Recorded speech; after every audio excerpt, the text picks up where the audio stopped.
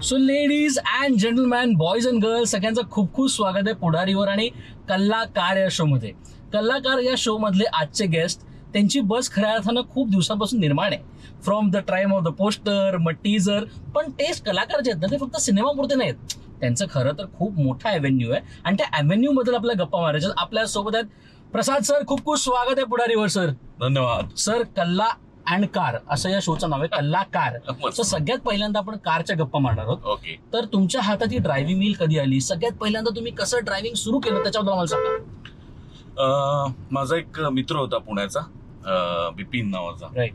त्याच्याकडे कार होती आणि मी त्याला असं म्हणलो की मला गाडी शिकायची आहे, तर तुझं ओळखीचं कुठलं ड्रायव्हिंग स्कूल वगैरे असेल तर मला सांग ना प्लीज. तर तो मला म्हणाला ड्रायव्हिंग स्कूल कशाला? म्हटलं गाडी शिकायला. तर म्हटलं हे मी शिकवतो तुला गाडी.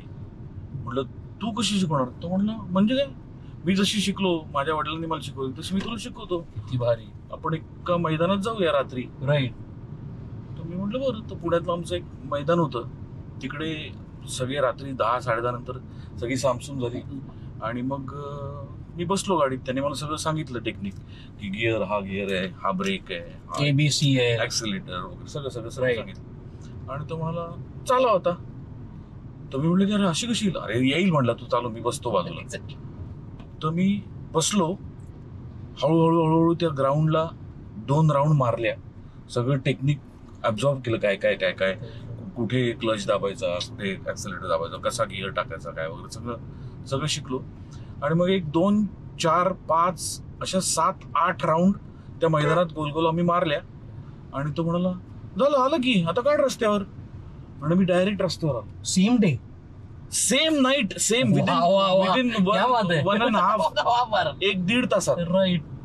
आणि तो म्हणला आता काय आली की गाडी, कशाला जायचं ड्रायव्हिंग स्कूलला? मी म्हटलं पण मग लायसन्स तो ना, आता तू आपण सगळे ते फॉर्म बिम भरू आणि त्यांची जी टेस्ट असते ती द्यायची आणि नियम बियम मी सगळे तुला सांगतो काय कसं काय करायचं ते.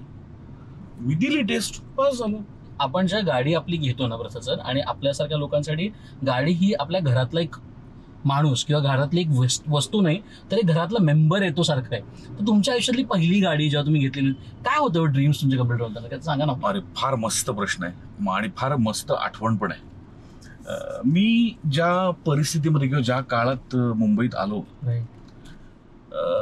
तो काळ तसा थोडासा जिकिरीचा होता. म्हणजे चॅनल्स सुरू झालेले नव्हते, चित्रपटांची संख्या पण आजच्या इतकी नव्हती, चित्रपट बनवणारे दिग्दर्शक सुद्धा मोजके असायचे. म्हणजे जब्बार पटेल, कांचन नायक, संजय सुरकर,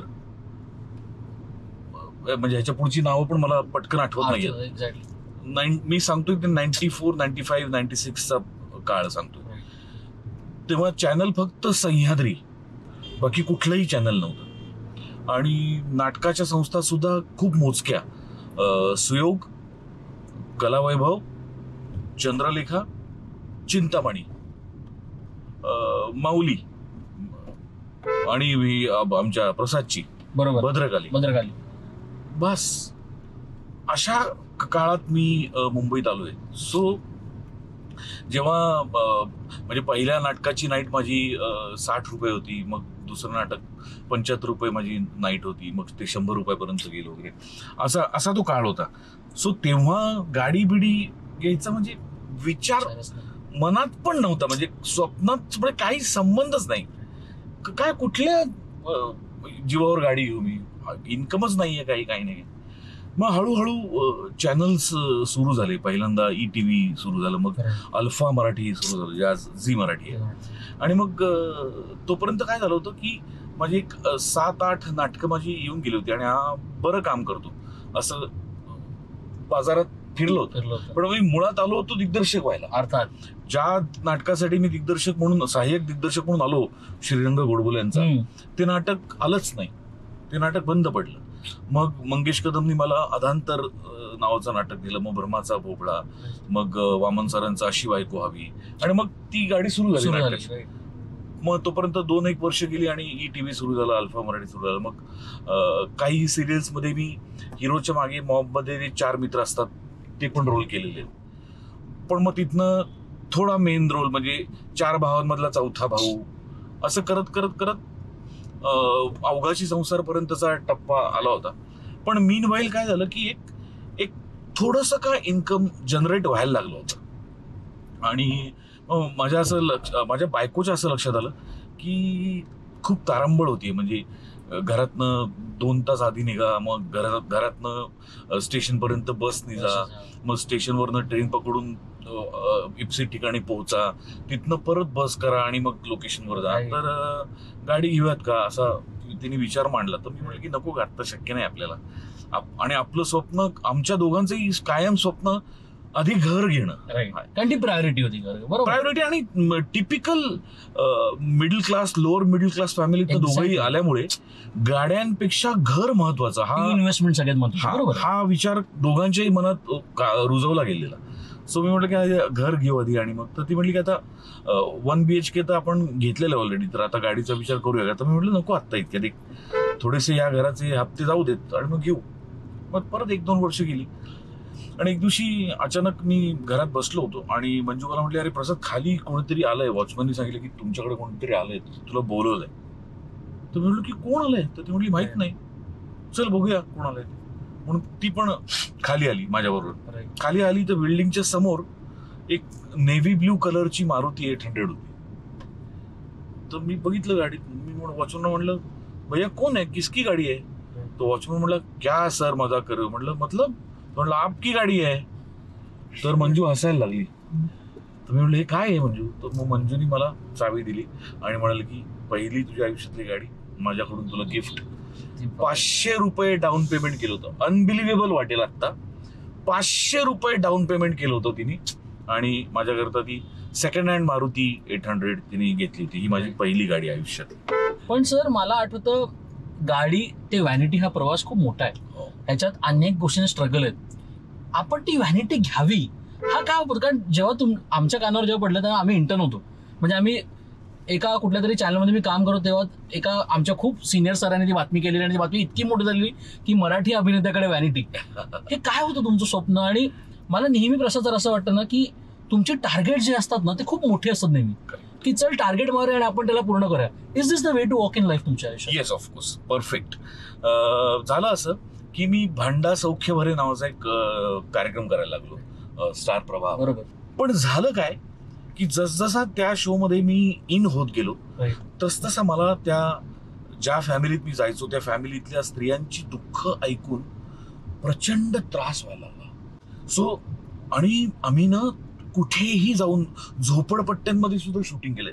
तर मला असं वाटायचं की काय परिस्थिती ती माणसं राहतायत आणि काय पद्धतीने आयुष्याशी झगडतायत. पण व्हायचं काय की दिवसाला आम्ही 2 एपिसोड शूट करायचो. त्यांना मी आधी काय दुःख ऐकून आलं याच्याशी काही येणं नाहीये. त्यांना मी परत नव्याने बोलतं करायचंय, त्यांना वेगळ्या पद्धतीने खुलवायचंय मला. सो मला फ्रेश होण्याकरता माझी स्पेस मिळणं फार गरजेचं होतं त्या शोसाठी. आणि ती मिळावी केवळ याच उद्देशाने मी ती व्हॅनिटी घेतली. मग त्या व्हॅनिटीवरती 2 बाउन्सर्स होते, ते कोणाला येऊन द्यायचे नाही. त्यामुळे मी आतमध्ये जायचो, तासभर शांत पडायचो किंवा काहीतरी वाचायचो, काहीतरी बघायचो. म्हणजे अल्ट्रा मॉडर्न फॅसिलिटी होत्या. एका एवढ्याशा पॅनलवरती टीव्ही लागायचा, फ्रीज, मायक्रोवेव्ह, सोफ्याचा बेड व्हायचा. म्हणजे विमानात जसं टॉयलेट असतं तसं टॉयलेट बसवलं होतं त्या व्हॅनिटीत. खूप अल्ट्रा मॉडर्न, कारण मला रिलॅक्स होणं फार गरजेचं होतं. आणि मग 4, 4.5, 4.5 वर्ष तो शो चालला. आणि मग त्यानंतर व्हायचं काय की नॉर्मल फिल्म्स किंवा सिरियलच्या शूटिंगला मला ती व्हॅनिटी घेऊन जाता यायचं नाही, कारण ती डिझेलवर होती, ती जनरेटरवर नव्हती. मग ती तशीच उभी राहायला लागली तो शो संपल्यानंतर. मग मी ती एका हॉस्पिटलला देऊन टाकली. मी ना खूप अगोदर तुमचा एक फोटो पाहिला होता, म्हणजे सोशल मीडियावर असो किंवा कुठे, मला आठवण आहे तुम्ही आय थिंक फुले सरांबरोबर आणि डॉक्टर लागून सोबत तुम्ही बसलात, असा काहीतरी तुमचा एक फोटो आहे का? नाटकातला फोटो. सर काय अनुभव आहे? अरे म्हणजे मी तुला सांगू, मी 3 युनिव्हर्सिटी मधनं शिकलो. एक जी आमच्या BMCC कॉलेजची युनिव्हर्सिटी आणि एक डॉक्टर लागू आणि एक निळू फुले. कारण या दोन्ही युनिव्हर्सिटीमध्ये बरोबर मला काम करायची संधी मिळाली. या दोघांनी एकत्र केलेलं हे एकमेव नाटक, बरोबर, प्रेमाची गोष्ट नावाचं. आणि त्या नाटकाचा हिरो मी, आणि त्या दोघांचा नाटकात एक सीन तो माझ्या बरोबर. ह्याच्या पलीकडे भाग्य अजून काय असतं. आणि सुरुवातीच्या काळात 95 सालचं नाटक आहे त्या नाटकानंतरच मी मुंबईत आलो, कारण ते नाटक मुंबईतल्या अनेकांनी बघितलं, त्यांना मी माहिती झालो अभिनेता म्हणून. डॉक्टर लागू अत्यंत शिस्तप्रिय, जे ते जिथल्या तिथे जागच्या जागी, म्हणजे डिसिप्लिन म्हणजे डॉक्टर लागू. करेक्ट. हा मोडा इथे असणार आहे, मग त्या मोड्यापासनं त्या सोफ्यामध्ये 2 फुटाचं अंतर आहे. मग एखाद्या प्रयोगाला ते 2 फुटाचं अंतर 2.5 फूट झालं किंवा 1.5 फूट झालं की ते डिस्टर्ब व्हायचे. इतके डिसिप्लिन, कुठे लक्ष. हो. प्रयोगाच्या आधी 1 ते 1.5 तास थिएटरमध्ये येणार म्हणजे येणारच. तिसऱ्या बेलच्या आधी 15 मिनिटं स्टेजवर जाऊन त्यांचं चिंतन मनन करत बसणार म्हणजे बसणार. आणि दुसऱ्या टोकाची युनिव्हर्सिटी म्हणजे निळू फुले. स्क्रिप्ट असं बाजूला ठेवलेलं असायचं आणि काहीतरी कादंबरी पुस्तक वाचत बसायचे तालमीला. आणि मग दिग्दर्शक जेव्हा म्हणायचा, अतुल पेठे आमचा, की भाऊ आता तुमचा सीन करूया, तर भाऊ म्हणायचे हा चालेल, कुठला? तर तो म्हणायचा फॉर एक्झाम्पल तिसरा. तर ते म्हणायचे 5 मिनिटं द्या. मग स्क्रिप्ट हातात घेणार, तिसरा सीन वाचणार. तो वाचताना जेरॉक्स काढल्यासारखा पाठ झाला, तो त्याची प्रिंटच आली त्यांच्यावर. परत शेवटपर्यंत स्क्रिप्टला ते हात नाही लावणार. आणि मग परफॉर्म करायला लागल्यानंतर त्यांचा सगळा अभ्यास, मी कुठून कसा जाणार आहे, कुठे बसणार आहे, कुठे मी खर्जातला आवाज लावणार आहे, कुठे मी टिपेचा आवाज लावणार आहे, कुठे खोकणार आहे, कुठे हसणार आहे. बरं, तेच प्रत्येक प्रयोगात करतील तर अजिबात नाही. प्रत्येक प्रयोगात हसणं वेगळं, बसणं वेगळं, त्यांचं त्या नाटकात असणं वेगळं. म्हणजे 2 टोकाच्या पण दोन्ही युनिव्हर्सिटीज. आणि या अशा 2 युनिव्हर्सिटी बरोबर 3-3.5 महिन्याची तालीम आणि 1-1.5 वर्ष प्रयोग. अरे म्हणजे मिळणार आहे ही संधी आता, किती कोणाला मिळणार आहे. म्हणजे मी भाग्यवान म्हणजे भाग्यवानच, प्रश्नच नाही. क्या बात आहे. आणि आता आपण तुमच्या तिथनं सुरू झालेला प्रवास, आज निळू फुलांचा बायोपिक मी इथे येऊन थांबलाय, हा त्यांचा माझ्यावरती असलेला आशीर्वाद आहे असं मला मनापासून वाटतं. धर्मवीर बद्दल आपण बोलूया, कारण आता त्याचा पोस्टर वर्षा बंगल्यावर लॉन्च झाला, त्याच्यानंतर टीजर जो तुम्ही आला, तुम्ही प्रत्येक गोष्टीत आपापली उत्तरं तुम्ही देताय आणि तुम्ही कोणीही बोलत नाही आहात. हा मुळात तुमचा पहिला इंटरव्ह्यू धर्मवीर टूरचा.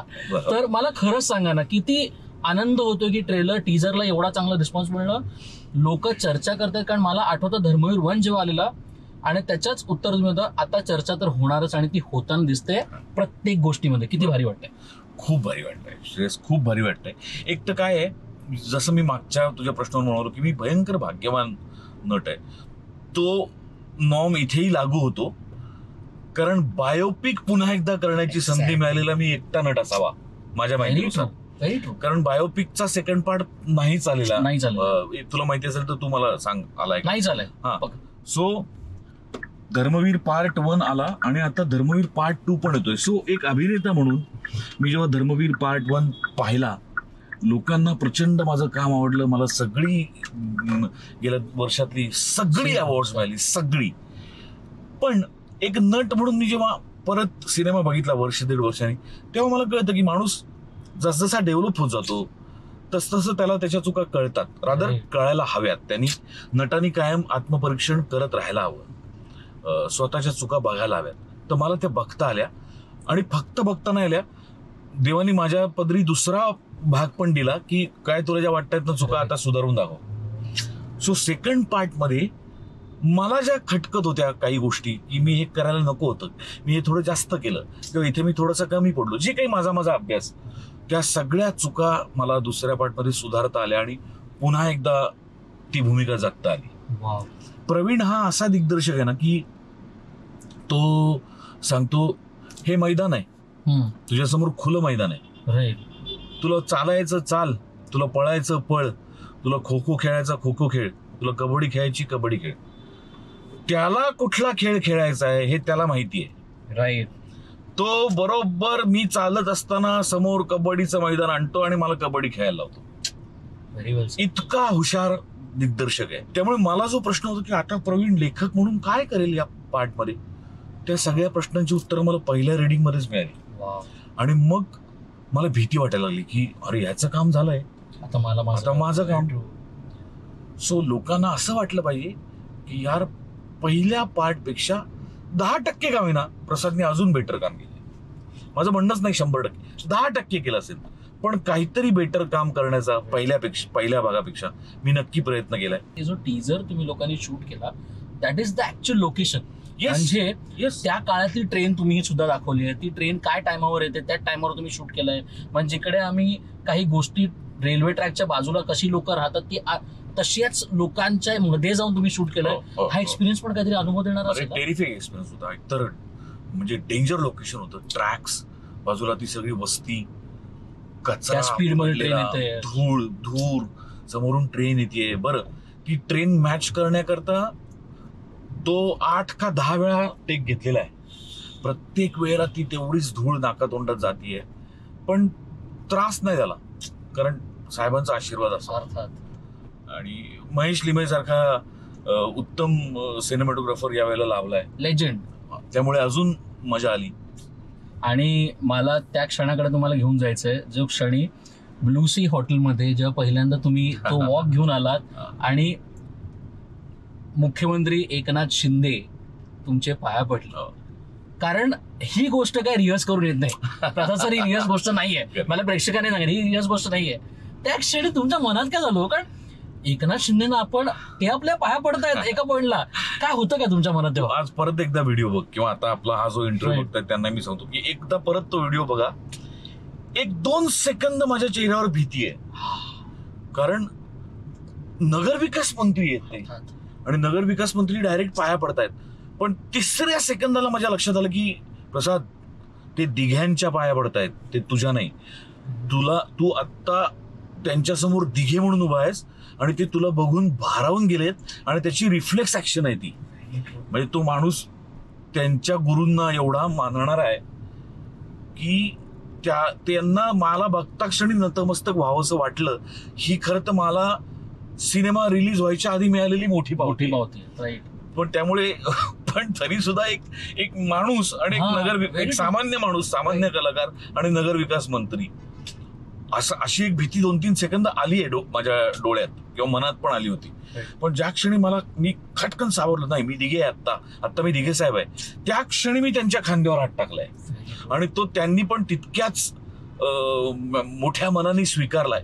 मला नेहमी असं वाटतं ना प्रसाद, की आपण खूपदा म्हणतो की या क्षेत्रात काम करायचं ना तर एका अमाऊंटचं स्ट्रगल आपल्या प्रत्येकाच्या आयुष्यात असलंच पाहिजे. आणि मला तेच विचारायचं, कारण तुम्ही मला नेहमी म्हणता दिसत, म्हणजे धर्मवीरचं जेव्हा पहिल्यांदा ब्लू सीची प्रेस कॉन्फरन्स होती तेव्हा तुम्ही एक वाक्य म्हटलं, तुमच्या लक्षात असेल की मला माहिती नाही, की आज मला माझ्या टाईपचं काम करायला मिळालंय, ह्याच्यासाठी थँक्यू प्रवीण आणि थँक्यू मंगेश. तुम्ही एवढ्या वर्ष काम करताय प्रसादचं, तरी तुम्ही ते वाक्य म्हटलात. का म्हटलात होते तुम्ही? कारण लक्षात घे, धर्मवीर भाग 1 13 मेला रिलीज झाला आणि त्याच्या आधी 10-15 दिवस तो सोहळा झाला, बरोबर, लुक लॉन्चचा. मी मुंबईत आलो 96 साली. 96 पासून 2022 पर्यंत जवळपास किती 25 वर्ष झाली. बरोबर. 25 वर्षात मी जवळपास 90-95 सिनेमे केले. काही सिनेमे उत्तम चालले, पण असा सिनेमा मला मिळाला नव्हता जी माझी ओळख आहे, किंवा सोलो माझ्या नावावर लागलेला सिनेमा आणि सुपरहिट झालेला सिनेमा. त्या क्षणाची मी वाट बघतो. प्रत्येक नटाला असं हवं असतं की आपल्या नावावर एक तरी सिनेमा जमा व्हावा जो आपला आहे. हे मैंने की आहे. करेक्ट. म्हणजे आता धुराळा ऑन्सॉम्बल आहे, त्यात अंकुश आहे, अमेय वाघ आहे, सोनाली आहे, सई आहे, सिद्धार्थ जाधव आहे, खूप लोक आहेत.